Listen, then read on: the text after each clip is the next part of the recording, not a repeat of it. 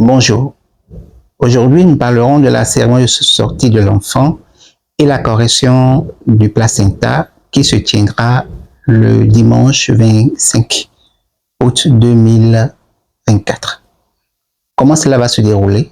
Voilà un peu ce qui fera l'objet de notre communication avec Maurice Awindé, que vous connaissez déjà. Bonjour. Bonjour, monsieur Mario, comment tu vas? Eh bien, je vais divinement très bien. Merci. Alors, c'était extraordinaire la première édition de la cérémonie de sortie de l'enfant. Oui, mine de rien, c'était époustouflant. Bien sûr, bien sûr, bien sûr. Alors déjà, une deuxième édition s'annonce. Oui. Qu'est-ce qui est prévu à cet effet? Alors, nous remercions déjà tous ceux qui nous avaient fait confiance dans le temps pour la première édition et nous leur annonçons que la bonne nouvelle, c'est que le groupe ne sera pas dissous. Le groupe Telegram dans lequel nous avons fait le travail ne sera pas dissous pour de nouvelles inscriptions. Okay. Nous allons garder toujours les anciens inscrits et ce sera ainsi que ça va se passer. Donc, si vous vous inscrivez une fois et que vous participez pour la première fois, on vous laisse dans le groupe pour les autres fois à venir. Parce que, bon, de toutes les façons, ce qui crée l'habitude, c'est la répétition. C'est la répétition. Donc, nous permettons aux gens, ceux qui le désirent, de suivre encore pour cette fois-ci avec nous la cérémonie de sortie de l'enfant et maintenant le rite de correction de placenta couplé ensemble qui va se passer donc le 25 août 2024. Eh bien, c'est extraordinaire. Avec l'avantage déjà que les personnes peuvent reprendre en direct. En direct, ils peuvent toujours reprendre le direct avec nous, ils peuvent toujours suivre encore. Parce que, bon, de toutes les façons, d'une cérémonie à une autre, même si le thème est le même si le rite est le même, ce n'est jamais la même chose qui se passe. Bien sûr. Donc, vous n'êtes pas obligé de vous réinscrire encore pour que nous, on travaille avec vous, mais étant entendu que vous êtes dans le groupe, vous pouvez toujours faire les rituels, vous pouvez toujours faire la cérémonie avec nous. Et ça, ce sera du bien pour vous. Alors, il faut quand même remarquer que il y aurait de nouveaux téléspectateurs qui nous suivent. Alors, à cet effet, qu'est-ce que vous pourrez nous dire, faire un petit résumé sur pourquoi l'importance d'une cérémonie de sortie d'enfant? On ne manquerait pas de le rappeler. Je suis parfaitement d'accord avec toi. Mais en fait, la cérémonie de sortie de l'enfant, bon, de toutes les façons, vous avez constaté, je ne sais pas de quelle tradition vous êtes, mais que lorsque un enfant naît dans une famille, il y a toujours quelques rites, quelques cérémonies qui l'accompagnent. Je sais que les peuples d'Afrique sont tellement collés à leur tradition et même si vous n'êtes pas en Afrique et que vous êtes de l'autre côté, si vous êtes, disons, vous êtes à l'extérieur de l'Afrique, vous êtes à l'extérieur de votre pays, il y a toujours de façon symbolique quelque chose qui se fait lorsque un enfant naît dans une famille. Et ça, c'est déjà un pas. Mais le plus important, c'est de faire les choses comme cela se doit. Okay. C'est de faire les choses comme cela se doit parce que lorsque vous prenez par exemple la cérémonie de sortie de l'enfant, cela a une histoire, cela a une origine, cela a une disons, à je vais dire, une origine métaphysique. Pourquoi doit-on faire sortir l'enfant? C'est ça d'abord la grande question. Pourquoi doit-on faire sortir l'enfant? Parce que l'enfant, rappelez-vous, il a fait des semaines et des mois dans le ventre de sa mère pour par la suite se retrouver à l'extérieur. Donc, symboliquement, on le cache, c'est-à-dire que pour le commun des mortels, c'est comme si l'enfant n'est pas encore venu à nous. Et c'est-à-dire ça fait partie des choses sur lesquelles particulièrement, je ne suis pas d'accord avec la nouvelle génération quand l'enfant naît et à peine le médecin le prend, on filme tout ça là et on met déjà sur les réseaux sociaux pour dire oui, il vient d'accoucher, il vient de faire un enfant ou bien on prend la photo de l'enfant et on met ça au profil et tout le reste sans avoir laissé le temps au temps de faire son œuvre. C'est-à-dire quoi? Vous ne verrez jamais dans une tradition authentique qu'un enfant naît et que les minutes qui suivent, on commence par l'exposer. Ça ne se passe pas. Ça, ce n'est que des gens incultes qui pourront agir ainsi. Il faut laisser le temps à la naissance de s'accomplir en fait.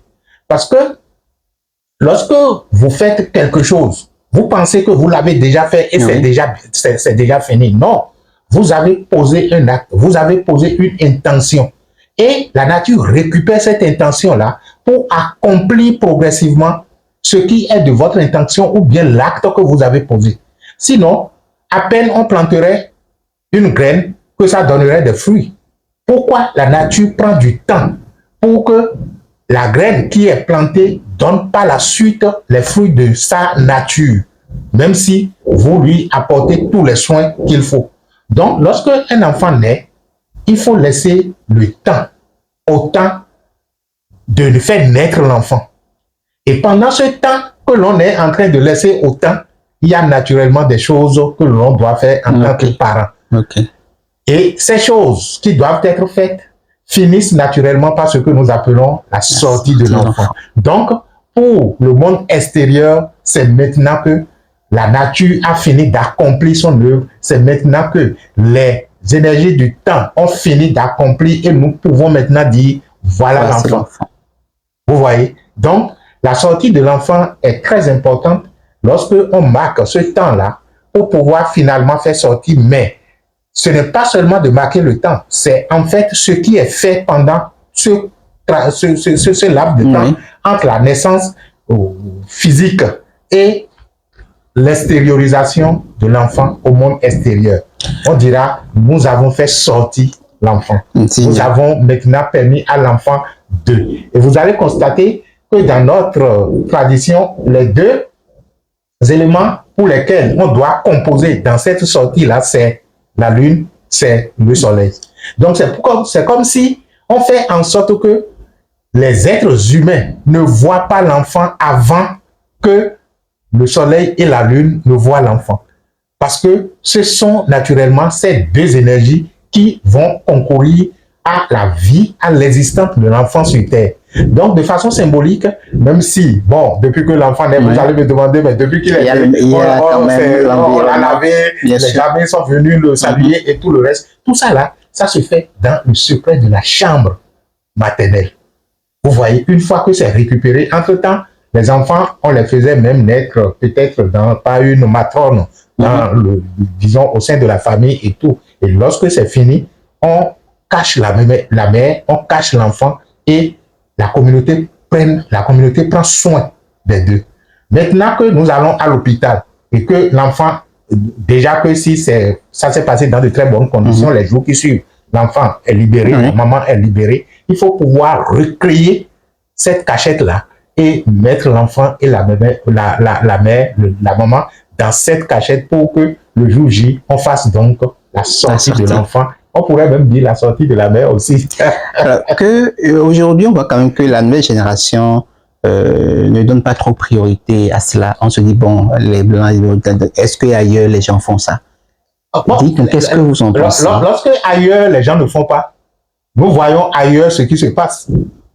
Ou bien, sûr. Lorsque ailleurs les gens ne font pas ça, ailleurs on voit les conditions dans lesquelles ces civilisations se sont développées.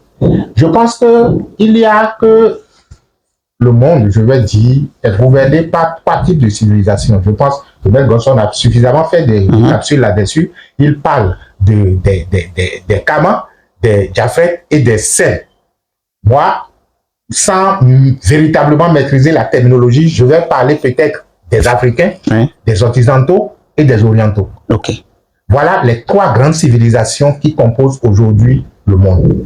Et lorsque vous voyez les Africains et que vous regardez les Orientaux, vous allez constater qu'ils ont une certaine, disons, similitude.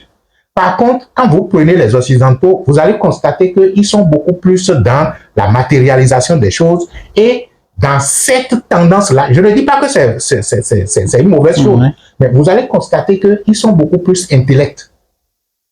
Leur intellectualisme est assez développé. Et c'est ce que l'Afrique est allée copier quand les gens nous ont colonisés. C'est-à-dire que l'usage à outrance de l'intellect qui, en fait, sans être une mauvaise chose, pourrait constituer un point de déséquilibre dans l'épanouissement de l'être. Mais l'Africain, c'est celui qui, naturellement, est connecté à la terre, on pourrait dire, est connecté à la nature. Vous voyez, il en est de même au niveau donc des orientaux qui, naturellement, ont développé une certaine forme de spiritualité qui leur permet donc de retrouver la sérénité et l'état d'être. Intéressons-nous à nous, en tant que peuple africain. Vous allez constater que, de toutes les façons, si ce n'est pas récemment que cela a commencé par se développer, en Afrique, on ne connaît pas de suicide. Bien sûr. Et on ne connaît pas de suicide. On ne connaissait pas ce qu'on appelait stress. On ne connaissait pas ce qu'on appelle les nouvelles maladies qui ont commencé par se développer maintenant lorsque nous sommes allés copier le mode de vie des Occidentaux. Vous ne savez pas à quoi cela est lié. C'est lié tout simplement à notre connexion avec la nature. De telle sorte que l'Africain a développé ou avait développé un mode de vie qui, en fait, n'était pas loin de comment la nature fonctionne. Okay. Et dans la tradition africaine, vous n'allez pas voir quelqu'un en train de faire une accumulation excessive de richesses sans véritablement avoir une vision pour cette richesse-là. Une vision surtout pour la communauté. Pour la communauté, justement, c'est ce que je voulais dire.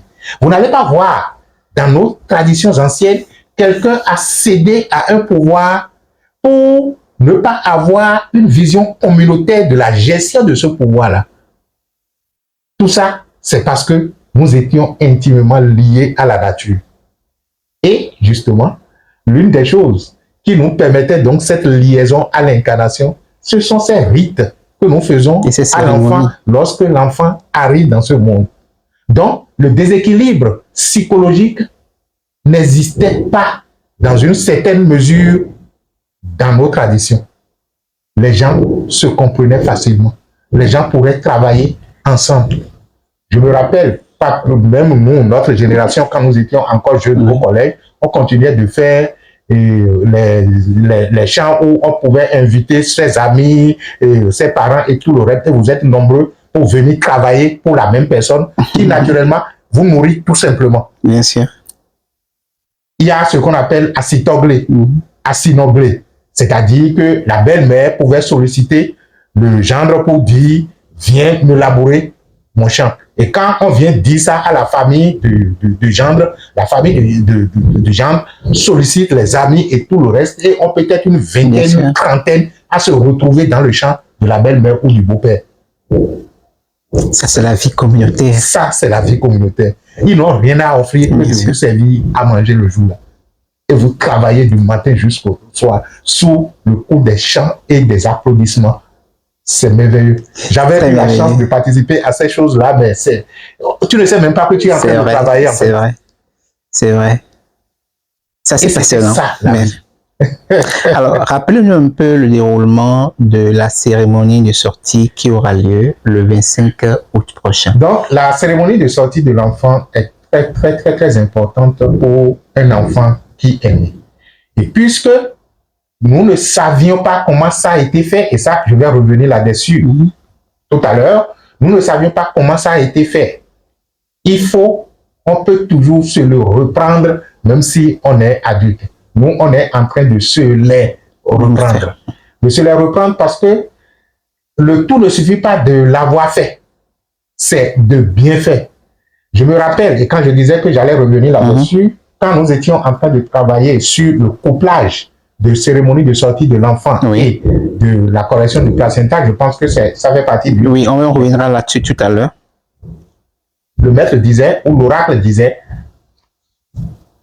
celui qui doit faire la cérémonie de sortie de l'enfant ou celui qui doit enterrer le placenta, celui-là doit être un connaisseur. Son intention joue beaucoup dans la façon de faire les choses. Ce qui fait que, bon, on ne sait pas, je ne culpabilise personne ou bien je n'accuse personne, vous pourriez avoir quelqu'un de mal intentionné qui serait déjà, bon, dans les acteurs de la cérémonie de sortie de l'enfant. On ne sait jamais. Et même si la personne est de bonne intention, est-ce qu'il avait véritablement la science, la connaissance adéquate pour opérer le rite. C'est pourquoi, puisque une fois que vous êtes encore sur cette terre-là et que vous continuez de fouler la terre, et même si vous n'êtes pas là, vous allez y revenir. Les cérémonies qu'on nous fait généralement ont leur impact dans le temps. C'est-à-dire que ces cérémonies laissent des empreintes tout simplement dans nos énergies qui, d'une certaine façon ou d'une autre, se développent plus tard. Comme le fait de ne l'avoir pas fait ou de l'avoir mal fait laisse également ces empreintes qui vont développer les séquelles ou les conséquences y afférentes. Donc, même si vous êtes adulte, vous pouvez le faire ou vous devez reprendre votre cérémonie de sortie de l'enfant. Alors, quel est l'avantage en tant qu'adulte de revenir sur cette cérémonie de façon régulière? Revenir sur cette cérémonie, ce ne sera pas de façon régulière. La cérémonie est faite. Ok. Vous reprenez. Ok, d'accord. Mais vous n'avez pas besoin de reprendre encore et encore lorsque elle est bien faite maintenant. Mais ce que vous avez besoin de faire, c'est toujours de garder ce contact avec l'enfant en vous. Parce que lorsque on dit nous voulons faire sortir l'enfant, l'enfant est encore dans ses états de l'innocence et on sait que on est en train de faire sortir un enfant en tant qu'innocent, en tant que pur, en tant que perfection. Je me rappelle, à la édition passée, on était en train de chercher une formule pour agrémenter un peu la cérémonie, le rite, et de pouvoir se dire, bon, parce qu'on se disait, mais c'est la première édition, ok, d'accord, sinon, il y a un aspect de la chose qu'on voulait rendre un peu théâtral, et ce sera donc disons, je vais dire les modifications ou bien les améliorations que nous allons apporter à cette cérémonie au fur et à mesure, parce que il n'y a rien de se retrouver dans sa propre tradition. C'est-à-dire que vous allez constater que si vous avez grandi dans une tradition et que vous avez l'habitude, par exemple, d'écouter certaines chansons et tout le reste, quand on commence par les fredonner, ou bien si vous aviez l'habitude de danser au son d'un tam-tam donné, quand ça commence par sonner là, même si on ne vous dit rien, vous commencez donc par faire des mouvements. C'est vrai. Et tout ça, c'est parti. C'est vivant. Donc, nous avons décidé de rendre un peu théâtral le rite ou la cérémonie, parce que quand ça se passait dans nos villages et que les tantes prenaient l'enfant et tout le reste, il y a quand même des slogans qui accompagnaient. Et on voulait se replonger dans cette ambiance bon enfant et de bonne fraternité, quand l'oracle nous disait, je vous donne un slogan à ce titre. Et il dit, vous pouvez dire, puisque c'était en français, parce que de toute façon, si on se mettait à le faire en fond ou en Yoruba maintenant, on aura très peu d'audience. Il dit, vive l'enfant. Et l'assistance répond, l'enfant est l'innocence, l'enfant est la pureté, l'enfant est la lumière du monde. Wow. Intéressant. Vive l'enfant. L'enfant est l'innocence, l'enfant est la pureté. L'enfant est la lumière du monde. Imaginez un enfant qui vient au monde et que à partir de cette sortie-là, toute personne qui le prend dit, tu es l'innocence, tu es la pureté, tu es la lumière du monde. Et que cette conception se généralise au sein de la famille et que cette conception se généralise au sein de la communauté, de telle sorte que dès lors que nous voyons un enfant, l'enfant est la pureté, l'enfant est l'innocence, l'enfant est la lumière du monde. Ce qui veut dire que toutes les fois qu'on voudra s'adresser à un enfant, tu es l'innocence, tu es la pureté, tu es la lumière du monde. Le monde changerait radicalement si nous pourrions adopter des rites et des cérémonies liées à l'enfant qui, en fait, décident donc du canevas de l'éducation de l'enfant. La nouvelle génération se porterait mieux. Intéressant. Alors, déjà, en dehors donc des adultes qui peuvent participer, on peut aussi faire participer l'enfant. Oui, justement, l'enfant. Nous, de toute façon, il y a adultes et enfants. Okay. Et c'est avec les enfants que nous jouons le jeu. Alors, pour cette... est-ce que si j'ai à 90 ans, 100 ans, il y a une dame qui me disait que, bon, elle est au soir de sa vie. Est-ce que ces cérémonies sont encore nécessaires pour elle? Ces cérémonies sont tellement nécessaires si vous êtes même au soir de votre vie, que vous allez constater que plus vous prenez de l'âge, plus vous devenez encore enfant. Cela veut dire que lorsque vous abordez l'âge de la sagesse rime avec l'innocence. Vous allez constater que les pulsions égoïstes qui en temps empêchaient votre pureté intérieure de transparaître, ces pulsions on commence par les mettre de côté parce qu'on les a tellement expérimentées qu'elles nous ont tellement donné disons, tous les revers qu'aujourd'hui on se dit, je n'ai plus besoin de m'énerver. Je n'ai plus besoin donc de me fâcher contre quoi que ce soit. Je n'ai plus besoin donc de tirer sur les choses. J'abandonne, je laisse à la vie et j'évolue. Donc, lorsque nous abordons même la tranche donc de ce qu'on appelle généralement la tranche du troisième âge, c'est pendant ce temps que nous commençons par être sages. C'est pendant ce temps que notre pureté intérieure doit être expérimentée. Donc, vous avez besoin encore de la cérémonie de sortie de l'enfant pour composer maintenant véritablement avec cette innocence. Parce que là, non seulement vous allez faire le rite, mais l'éducation qui s'ensuit, où vous allez commencer par vous rééduquer à partir donc des 13 messages que l'enfant apporte au monde, ça vous permettra donc de retrouver votre innocence, de retrouver votre pureté. Et si, entre-temps, vous devriez partir de ce monde en gardant la notion de l'innocence, de la pureté et de la lumière que vous êtes, cela veut dire que vous êtes déjà totalement, comment je vais dire, racheté avant même de quitter ce monde. Personne ne vous rachètera si ce n'est vous-même. Et le rachat consiste tout simplement à retrouver son innocence. J'ai passé un temps sur terre, j'ai fait des choses, bien ou mal, ok, d'accord, mon karma est là, que je reviendrai assumer. Mais je ne vais pas monter au Père avec encore la lourdeur et la charge karmique qui, naturellement, m'attendra à la prochaine incarnation. Sûr. Et c'est ce que nous faisons d'ailleurs lorsque nous devons faire un accompagnement d'un défunt. On essaie donc de l'innocenter. On essaie de lui faire comprendre qu'il est innocent et qu'il devra pardonner son existence sur terre. Donc, si vous avez déjà un certain âge et que vous faites le rite de sortie de l'enfant, c'est-à-dire de votre enfant intérieur, de votre pureté intérieure, de votre lumière intérieure, vous allez voyager alors dans l'au-delà avec cet état de conscience.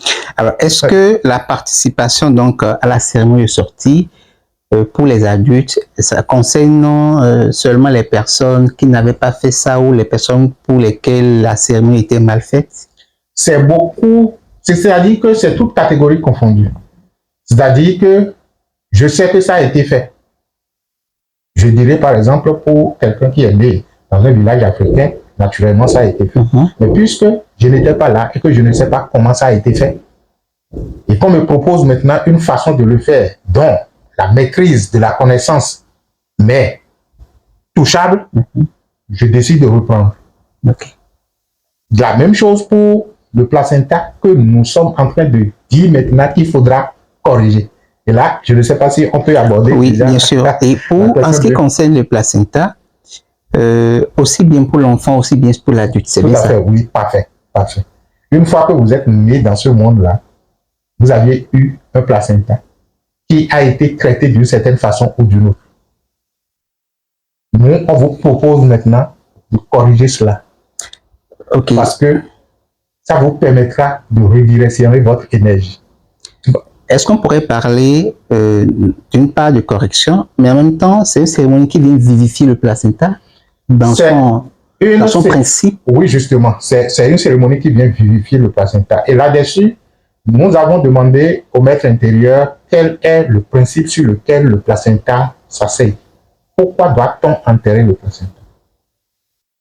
Et quand je disais tout à l'heure que lorsque vous prenez les peuples d'Afrique, si ce n'est pas que nous avons commencé par copier une civilisation extérieure, que les peuples paraissaient beaucoup plus en harmonie avec la nature, c'est justement lié à ça. Le maître nous disait, l'oracle ou le maître intérieur disait, le placenta doit être obligatoirement enterré.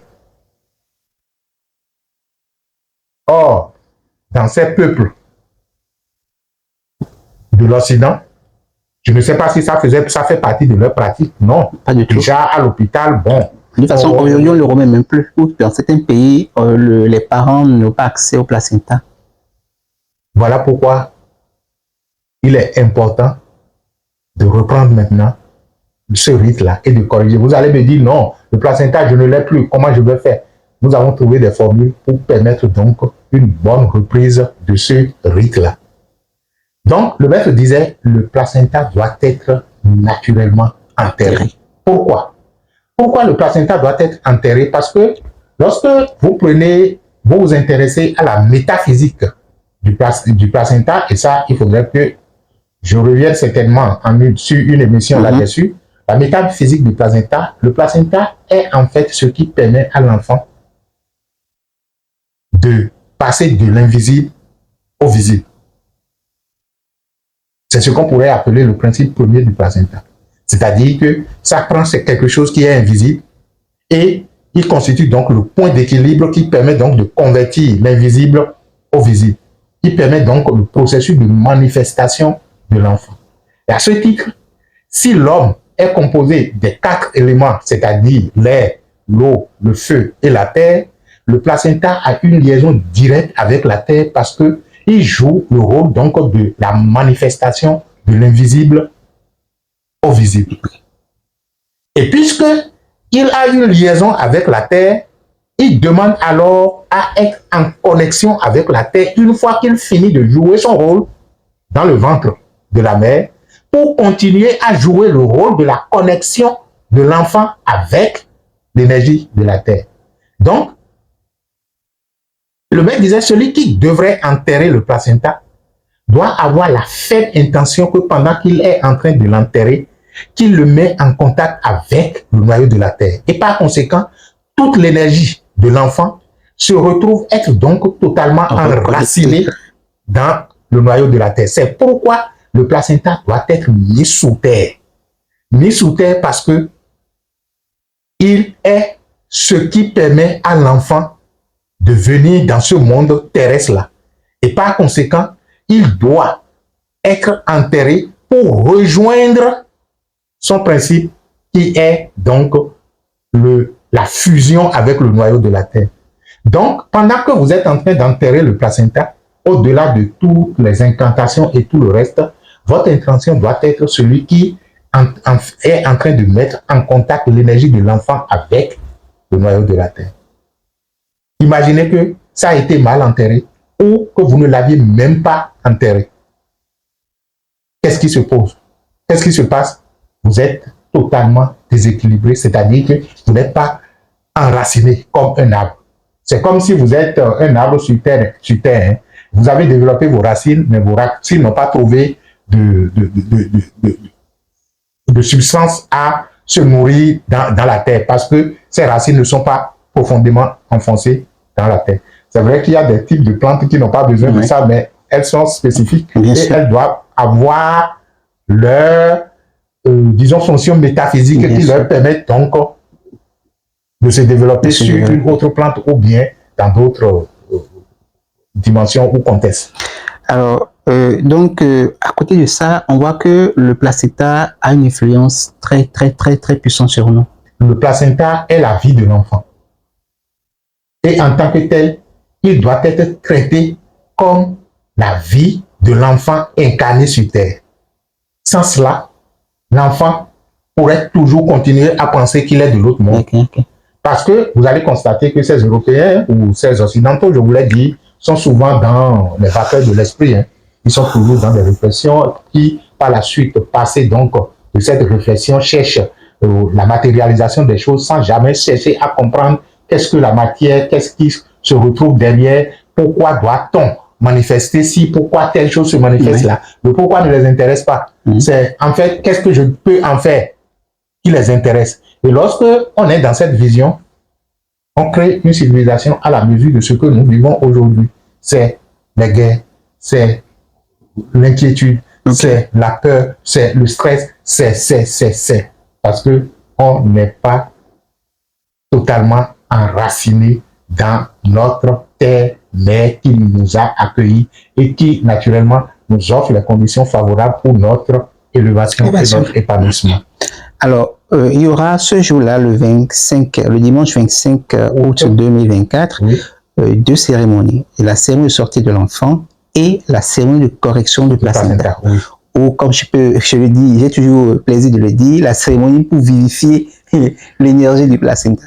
Alors, pourquoi je fais le choix d'accoupler ces deux cérémonies? Oui, parce que lorsque nous avons fait la première édition, c'est le mois passé, le deuxième dimanche du mois passé, ça fait le 14 juillet, nous avons constaté que c'est vrai que les gens ont souscrit à l'un ou à l'autre, et il y en a qui nous avaient déjà dévancé et ont souscrit aux deux. Okay.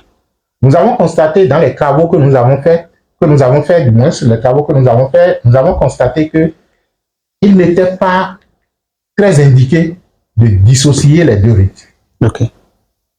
Parce que l'un va avec l'autre.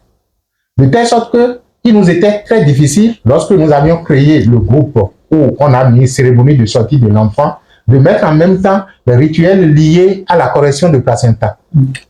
On était obligé donc de s'adresser aux gens individuellement dans leur inbox pour dire oui, pour ce que vous avez souscrit ainsi de suite. Et le groupe était donc le tronc, la cérémonie de sortie de l'enfant était le tronc commun de tous les rites. Mais pour cette fois-ci, puisque les deux là sont liés, nous avons estimé qu'il vaut mieux faire ce package-là, sortie de l'enfant et correction de placenta ensemble, pour que, une fois que vous vous inscrivez, que vous ayez donc le nécessaire pour pouvoir donc faire le rite de sortie de l'enfant et de correction de placenta. Okay. Vous allez dire oui, et le coût, on a dû travailler suffisamment là-dessus pour rabaisser considérablement le coût. Sinon, entre-temps, c'était à 25 000 francs la cérémonie de sortie de, en tout cas, par personne et par rite. Okay. Par rite. Nous avons, par rite, hein? Oui, okay. C'était par personne et par rite. Nous avons donc couplé cérémonie de sortie de l'enfant et correction de placenta au prix forfaitaire de 35 000 francs CFA. Donc, ça suppose que la personne qui s'inscrit bénéficie des deux cérémonies. Les deux séances, les deux cérémonies. Bon, okay. Maintenant, ceux qui étaient déjà dans le groupe sortie de l'enfant, vous aurez, puisqu'on a dit qu'on ne va pas vous faire sortir du groupe, vous aurez l'avantage maintenant de reçu tout ce qui va se passer en termes donc de correction de placenta. Maintenant, si vous estimez que vous n'êtes pas suffisamment compétent, vous pouvez toujours demander en complément ce rite-là et nous allons vous prendre en compte pour cette fois-ci également. Alors, pour ce qui est de cette cérémonie qui aura, cette douce cérémonie qui aura lieu le dimanche 25 août 2024, quelle est un peu l'organisation? Oui, l'organisation, ce sera comme la fois passée, même si je suis en train de dire si c'était possible, on va rendre un peu plus théâtral la chose. C'est en fait que nous allons faire d'abord ce qu'on appelle la célébration de l'enfant. Parce que le principe dit, seul un enfant peut accueillir un autre enfant. Donc, la partie célébration de l'enfant nous permet de prendre contact avec notre enfant intérieur pour pouvoir l'offrir aux enfants à accueillir. Parce qu'un adulte ne peut pas s'amuser avec un enfant. Et si vous voulez vous amuser avec les enfants, vous êtes obligé de redevenir enfant. C'est vrai. Et quand l'autre dit que l'illumination, c'est être enfant consciemment, il a raison parce que les enfants sont les seuls êtres parmi les humains, je voulais dire, pour le moment, qui entretiennent la vie sur Terre. Parce que si la vie était laissée aux adultes, bon, on se tuerait déjà, que ce serait fini. Mais en face d'un enfant, quel que soit votre âge, si vous n'êtes pas déjà, vous n'avez pas encore atteint le niveau disons, non évaluable. En face de l'enfant, le niveau non évaluable, là, c'est qu'on ne peut plus vous évaluer, quoi. C'est-à-dire que vous êtes déjà un extraterrestre. En face de l'enfant, quel que soit votre âge, on s'adoucit. Parce que l'enfant, il évoque la fragilité. Et vous redescendez. Vous êtes beaucoup plus doux avec l'enfant. Donc, si vous êtes adulte et que vous n'avez pas la possibilité de retrouver cette douceur, cette innocence, cette pureté en vous, c'est quelque chose qui ne va pas. Vous ne pouvez pas accueillir les enfants, vous ne pouvez pas vous amuser avec les enfants. Donc, il y a une partie, la partie célébration, qui permet à nous tous, autant que nous sommes, de reprendre contact avec notre enfant intérieur. Et la partie maintenant rite de sortie de l'enfant où nous faisons sortir les enfants. Comment ça se passe? Que ce soit en présentiel ou à distance, parce que les deux options sont possibles. Nous créons disons, comme je le dis, hein, on crée une cachette comme quoi, puisque les rites sont intemporels. Intemporels parce que dans la métaphysique des choses, oui, le temps n'a pas en fait de l'impact sur un rite qui est fait. Même si tout à l'heure je disais il faut laisser le temps au temps, on peut toujours revenir en arrière, c'est ce que je voulais dire, pour corriger quelque chose qui a été fait dans le temps. Comme quelque chose qui a été fait dans le temps peut être endommagé par le temps, si cela n'est pas entretenu. Vous voyez? Donc ce retour de pouvoir corriger ce qui a été fait et qui n'est pas bien fait ou qui n'a pas été fait, nous permet tout simplement de reconsidérer votre naissance. Et on vous cache pendant le temps qu'il faut, les 7 premiers jours, et on vous fait sortir pendant le 8e jour. Donc ce dispositif est un dispositif que nous créons pour pouvoir donc vous faire cacher, même si vous êtes à l'extérieur. Oui. Après la célébration qui est pour tout le monde, où vous pouvez participer, inscrit ou non inscrit, attention, ça, il faut qu'on revienne là-dessus. Parce que ça va se passer dans le groupe sur Telegram des inscrits, mais je parle de ceux qui sont en présentiel, c'est-à-dire que les gens peuvent venir assister, tout simplement. Et là, quand nous finissons la partie célébration qui concerne tout le monde, on commence donc par s'intéresser à ceux qui se sont inscrits à la cérémonie de sortie de l'enfant et à la correction de placenta. Et cela, ça prend en compte le travail sur ceux-là. Bien entendu, on vous donnerait également donc des travaux spirituels à faire pour vous permettre donc de synchroniser ce que nous, on est en train de faire avec ce que vous allez faire pour une efficacité des choses. Et bien entendu, comme il y a un groupe sur Telegram dans lequel vous êtes, les informations sont en train d'être envoyées au fur et à mesure et les gens se mettent au pas au fur et à mesure. Donc pour cette fois-ci, vous aurez dans le groupe et ce qui est relatif à la cérémonie de sortie de l'enfant et ce qui est relatif à la correction donc, de placenta. Alors, je ne suis pas disponible le jour-là. Est-ce que, comment ça passe? Comment je peux faire? Si vous n'êtes pas disponible, cela veut dire que si vous êtes, disons, sur nos contrées, vous êtes à Cotonou et que vous ne pouvez pas participer physiquement, vous pouvez toujours décider de le faire à distance. Parce que, bon, le cours est le même. La seule chose, c'est que, bon, vous n'êtes pas là en présent, mais nous, on récupère votre photo sur laquelle nous allons faire l'essentiel donc du travail. Et la photo vous représente. Étant entendu que les travaux seront laissés dans le groupe, si vous n'êtes pas disponible le même jour-là, vous allez venir après compléter ce que vous aurez à faire. Mais les travaux préparatoires, il faut les faire, puisque quelques jours avant le 25, on laissera des travaux à votre disposition que vous allez faire pendant environ 3 jours pour vous mettre donc au pas. C'est comme vous allez à une cérémonie de mariage ou de ci ou de ça. Hein.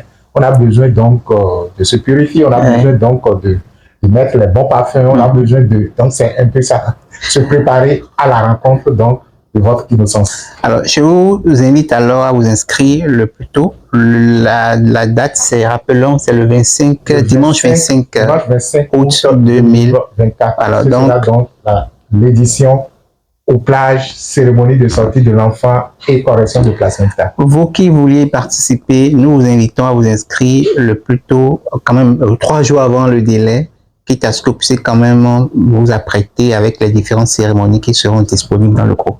Oui, en présentiel comme à distance, c'est bien possible. Alors, célébrer avec nous l'enfant et participer à la sortie de votre innocence, à la sortie de votre pureté, à la sortie de votre lumière pour vivifier le monde extérieur.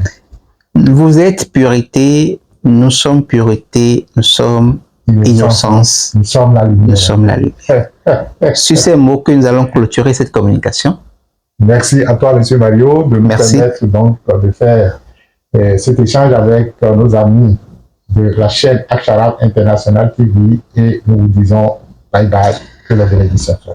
Que les bénédictions soient. Retrouvez la communication donc de cette cérémonie dans la description. Pour ceux qui veulent s'inscrire, vous avez toutes les informations dans la description pour pouvoir vous inscrire. Pour l'instant, nous disons merci et que les bénédictions soient.